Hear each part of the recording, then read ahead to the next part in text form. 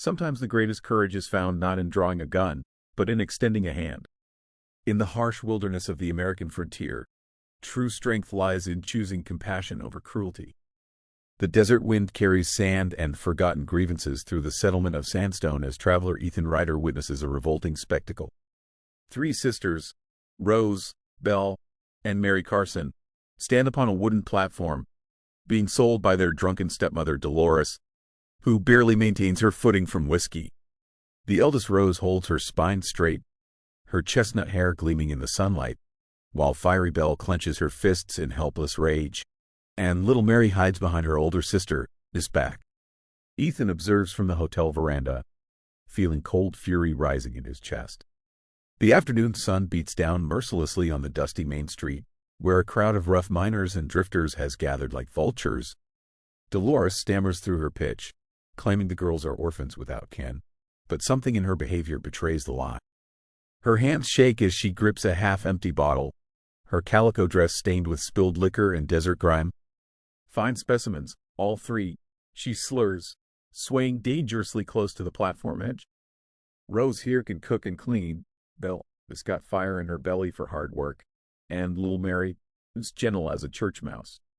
The crowd jeers and shouts crude suggestions that make Rose's cheeks burn crimson while Belle's eyes flash with murderous intent. Ethan notices the way Rose protectively positions herself between the crowd and her younger sisters, her weathered blue dress speaking of better times long past. The leather boots on their feet are cracked and worn thin, their faces gaunt from hunger. Mary's small frame trembles like a wounded bird, her wide eyes darting between the leering faces below and the endless expanse of desert beyond. The auctioneer, a fat man with tobacco-stained teeth, begins taking bids. $20 for the lot, comes a voice from the back. 30, shouts another. Each bid feels like a nail in a coffin, sealing their fate to whoever has the most coin. Dolores grins wickedly as the price climbs, already counting her money while the sisters' world crumbles around them. Ethan's jaw tightens as he watches this human tragedy unfold. Something about the way Rose stands, proud despite her circumstances, protecting her sisters even in this moment of ultimate humiliation, reminds him of someone he once knew. The memory cuts deep, and he finds himself stepping forward, his hand moving to the silver dollars in his vest pocket.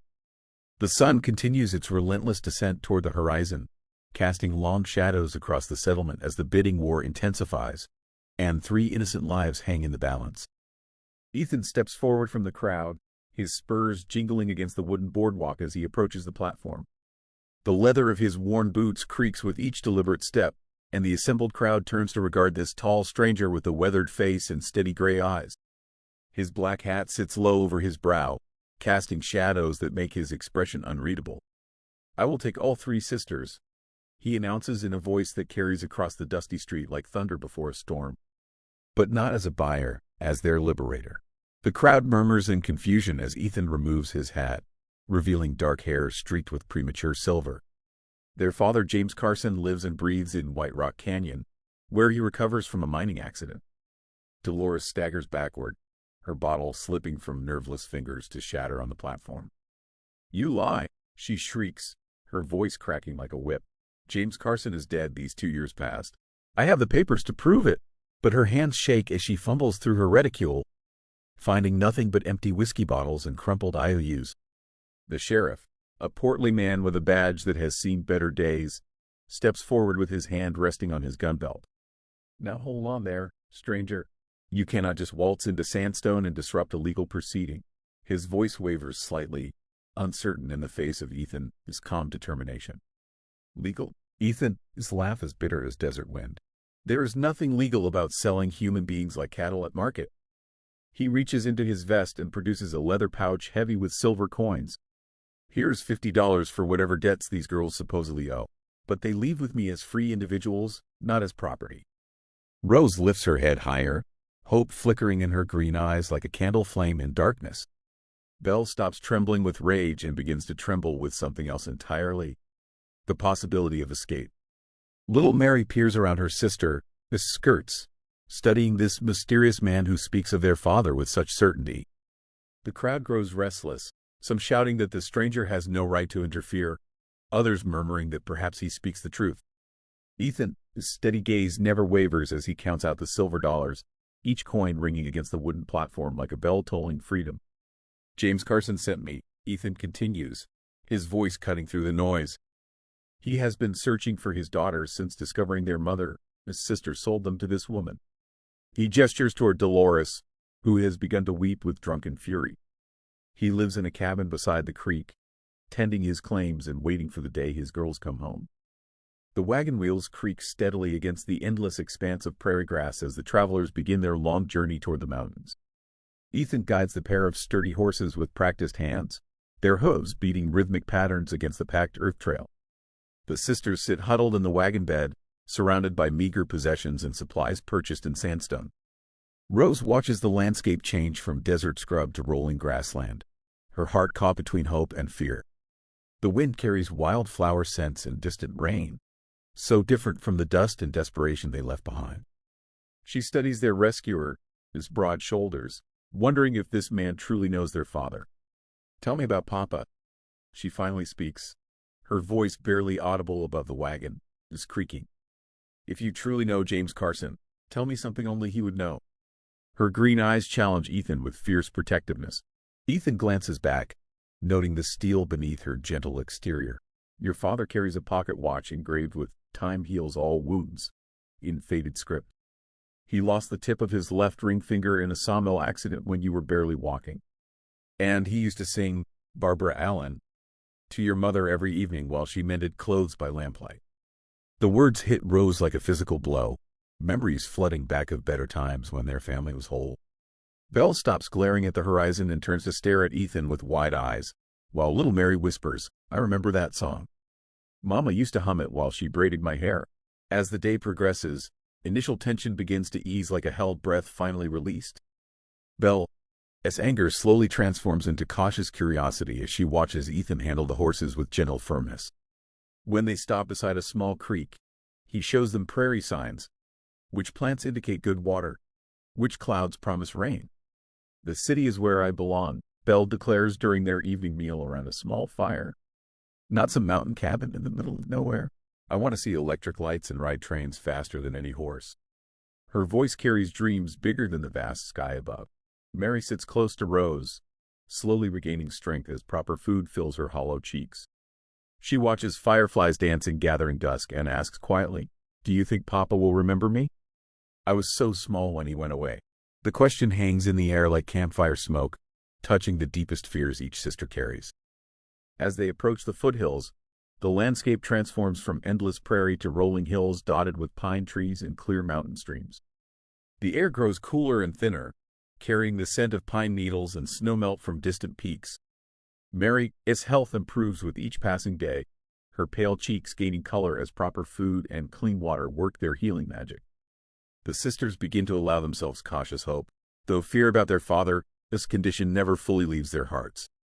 Rose finds herself watching the mountain slopes with growing anticipation, remembering childhood stories their father told about prospectors who found fortune in these very hills. Belle continues to speak of cities and electric lights, but her voice carries less conviction as the natural beauty around them works its quiet influence. They stop for the night at an abandoned mining cabin, its log walls still sturdy despite years of neglect. Ethan checks the structure carefully before allowing the sisters inside, noting the solid roof and intact windows. "Miners built to last," he explains, lighting a fire in the stone hearth. "This place has weathered many storms." Mary explores the cabin with childlike wonder, discovering old mining tools and a collection of worn books left behind by previous occupants. She runs her fingers along the spines, sounding out titles in the flickering firelight. "Someone loved these stories," she whispers, holding up a battered copy of poetry. "Just like Mama did." That evening, as they share a meal of rabbit stew and biscuits, the sisters begin to share memories of their childhood in the valley. Rose speaks of helping their mother tend the vegetable garden, while Belle recalls racing her father, his horses bareback across the meadows. Mary contributes her own fragments of memory, being lifted high on strong shoulders to pick apples, falling asleep to the sound of her parents' quiet conversations. "Tell me true," Rose finally asks Ethan, her voice steady but her hands trembling slightly. "Is our father really alive, or are you leading us toward another heartbreak?" The question hangs heavy in the cabin air, demanding honesty over comfort. Ethan sets down his tin cup and meets her gaze directly. I spoke with prospectors who trade at his camp. They describe a man matching his appearance, living alone, asking every stranger if they have news of 3 daughters. He pays good money for information and speaks of little else. His voice carries conviction, but also gentle understanding of her fears. The fire crackles in the hearth as the sisters absorb these words. Outside, mountain winds whisper through the pines, carrying both promise and uncertainty. Tomorrow they will reach White Rock Canyon, where answers await. Whether salvation or another shattered dream, none can say for certain. The wagon rounds the final bend into White Rock Canyon, where towering stone walls rise like cathedral spires toward the azure sky. A modest log cabin sits nestled among pine trees beside a crystal creek, smoke rising from its chimney in lazy spirals. The sound of rushing water mingles with the distant ring of pickaxe against stone, creating a symphony of mountain solitude. James Carson emerges from the cabin at the sound of approaching horses, leaning heavily on a crude walking stick carved from pine. His once dark hair has turned silver, his frame gaunt from years of mountain living and grief. Deep lines etch his weathered face, but his eyes remain the same piercing blue that Rose remembers from childhood. The sisters sit frozen in the wagon bed, hardly daring to breathe as they stare at this ghost from their past. He moves slowly toward them, his limp more pronounced than Ethan had described, yet unmistakably alive. His clothes are patched and worn, but clean, speaking of a man who maintains dignity despite hardship. "My girls," he whispers, his voice breaking like autumn leaves. "My precious girls." The walking stick falls forgotten as he reaches toward them with trembling hands. Rose is the first to move, climbing down from the wagon with careful steps, her heart hammering against her ribs. The reunion is painful and complex, filled with words of regret and tentative forgiveness.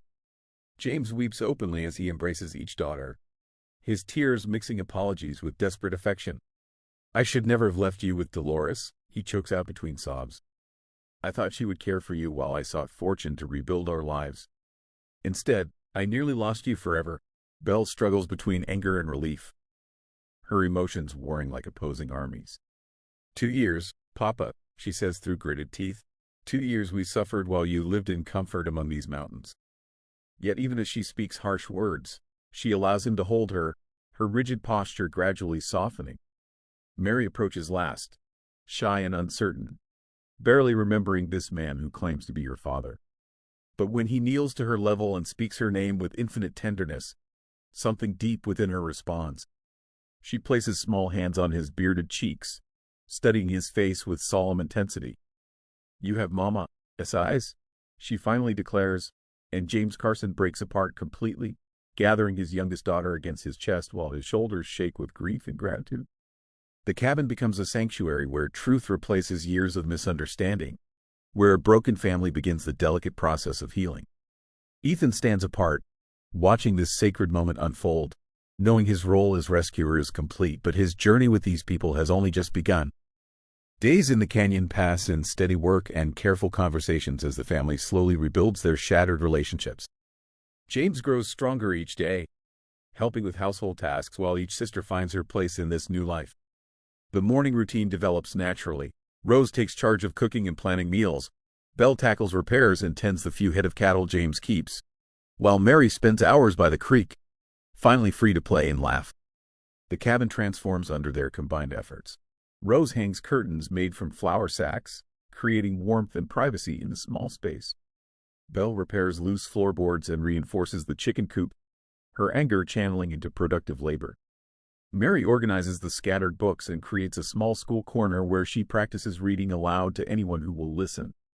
Ethan remains helpful without interfering in family matters, chopping firewood and mending fences while the Carsons navigate their complex emotions. He sleeps in the small barn, giving the family space to heal while staying close enough to provide protection. His presence offers stability during moments when old hurts threaten to overwhelm new hope. James speaks openly about his mistakes, explaining how grief over his wife's death drove him to make terrible decisions. "I thought gold would solve our problems," he admits one evening as they sit around the fire. "I believed money could replace what we had lost. Instead, I lost what mattered most: my daughters, trust and safety." Rose listens with growing understanding, though forgiveness comes slowly. Belle challenges him more directly, demanding explanations for every choice that led to their suffering. "How could you trust Dolores with our lives?" she asks, her voice sharp with remembered pain. "She sold us like livestock at market." Mary, too young to fully grasp the complexities, simply enjoys having a father again. She follows James around the property, asking endless questions about mining, mountains, and the animals that visit their creek. Her innocent acceptance helps bridge the gap between her older sisters and their father. A letter arrives from the sheriff in Sandstone, asking questions about the circumstances of the girls' sale and requesting clarification about their current status. The family gathers around the kitchen table to discuss whether to reveal the full truth publicly or handle the matter quietly. "The whole territory should know what that woman did," Belle declares fiercely. "Other children might suffer if we stay silent." Rose nods agreement, while James weighs the potential consequences of public exposure against their need for privacy and peace. The decision they make will determine not only their own future, but possibly the fate of other vulnerable families across the frontier. The family decides to hold a special ceremony, not a traditional wedding, but a ritual of restored dignity. A preacher arrives from the neighboring settlement, and local miners gather to witness something unprecedented in these mountains. The ceremony takes place beside the creek, where wildflowers bloom in abundance and pine trees provide natural cathedral walls. Each sister makes her own declaration of independence, standing proud in simple dresses Rose sewed from fabric Ethan purchased in town. Belle speaks first, her voice ringing clear across the canyon. "I claim the right to choose my own path, to speak for women who have suffered violence and shame." I read these names aloud so they will not be forgotten. She unfolds a paper listing women who died at the hands of cruel men, her voice steady as she honors their memory. Mary steps forward next, her small frame radiating unexpected strength. "I declare my right to education and dreams of becoming a teacher. No one will ever again tell me I am worthless or unwanted." The gathered miners remove their hats in respect, many wiping away tears as this child speaks truths beyond her years. Rose approaches last, her hand finding Ethan's as she speaks. "I choose this man not as a master, but as an equal partner built on respect and understanding." We enter this union freely, without coercion or desperation. Her words transform what might have been a simple wedding into something revolutionary, a proclamation that women deserve agency in their own lives.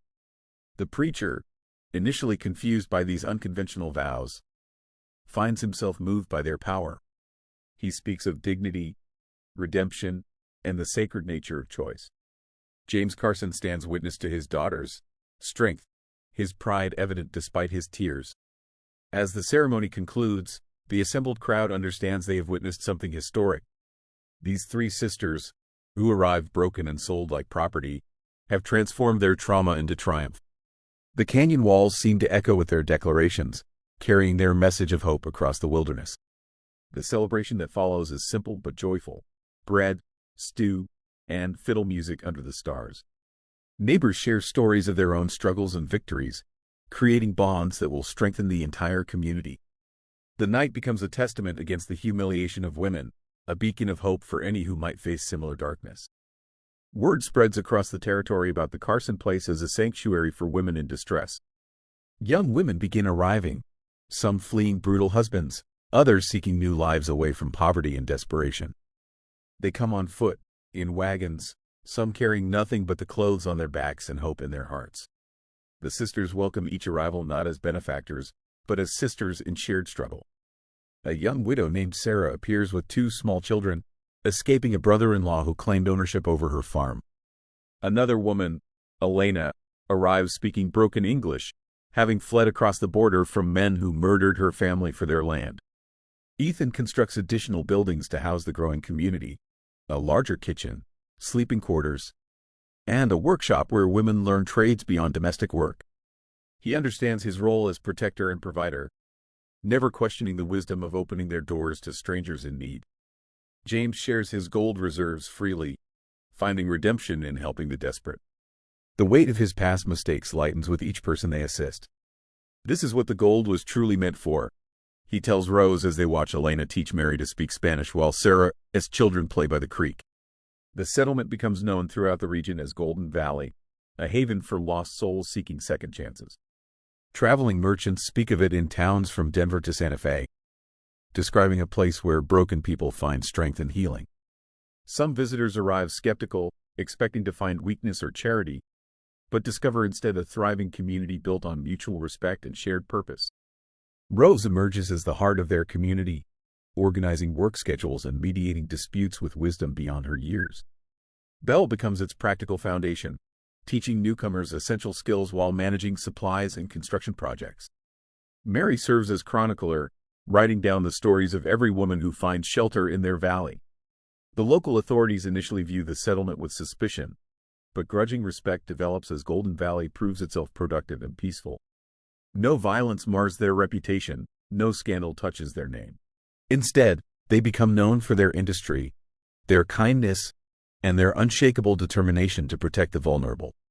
As autumn approaches, the community prepares for winter with confidence born of shared strength. They have created something lasting and meaningful, a place where the discarded and forgotten can rebuild their lives with dignity intact. With winter, its arrival, the relationship between Rose and Ethan deepens into genuine love built on mutual respect and understanding. Their feelings develop gradually, like a mountain stream that slowly transforms into a flowing river. No grand declarations mark this progression. Instead, small moments of connection weave their hearts together through shared glances, gentle touches, and comfortable silences. Rose finds herself seeking Ethan's opinion on community decisions, valuing his steady wisdom and protective instincts. He, in turn, watches her navigate complex situations with growing admiration for her strength and compassion. Their conversations by the evening fire grow longer and more intimate, touching on dreams, fears, and hopes for the future. Snow blankets the valley in pristine white, creating a peaceful isolation that allows relationships to flourish. The community gathers each evening in the main cabin, sharing stories, music, and simple meals. Elena teaches everyone Spanish songs, while Sarah contributes recipes from her childhood farm. Mary continues writing in her journal, documenting their collective journey toward healing. Ethan finally settles permanently in the valley, building a proper home rather than sleeping in the barn. His decision requires no formal announcement. Everyone understands that he belongs here among these people who have become his chosen family. He works alongside James in the mines, their shared purpose creating an unexpected friendship between the older man and his daughter, his protector. Each sister discovers her true calling within their growing community. Rose becomes the undisputed heart of Golden Valley, her natural leadership guiding them through challenges with grace and wisdom. Belle emerges as their practical backbone, her energy and skills keeping everything functioning smoothly while she teaches newcomers essential survival techniques. Mary flourishes as their chronicler and teacher, helping illiterate women learn to read while recording their stories for posterity. Her gentle nature provides comfort to traumatized arrivals, while her quick mind grasps lessons that she eagerly shares with others. James continues his recovery, finding purpose in supporting rather than leading. His gold provides security, but his experience offers something more valuable: proof that people can change, grow, and find redemption even after terrible mistakes. He works quietly behind the scenes, chopping wood, maintaining equipment, and offering fatherly guidance to women who never knew safety. The valley transforms under winter, this quiet spell, becoming a place where broken souls mend and new beginnings take root in fertile soil of acceptance and hope. Spring sunlight streams through the kitchen window as Rose kneads bread dough, watching a young woman with bruised arms approach their cabin. Behind her walks a boy of perhaps 10 years, clutching a torn satchel and scanning the mountains with fearful eyes. This makes the 15th family to seek refuge in Golden Valley since winter's end. "Mama, shall I fetch Papa?" Mary asks, setting down her journal where she records each arrival, this story. At 15, she has grown tall and confident, her gentle manner providing comfort to traumatized newcomers while her quick mind grasps details others miss. Belle emerges from the workshop, her carpenter's apron dusty with wood shavings. "I will ready the guest cabin," she declares, already calculating what supplies they will need. Her practical nature keeps their growing community functioning smoothly, turning good intentions into lasting results. Ethan appears at Rose's shoulder, his calloused hand finding hers as they watch the newcomers. 2 years of marriage have deepened their partnership, built on shared purpose and mutual respect.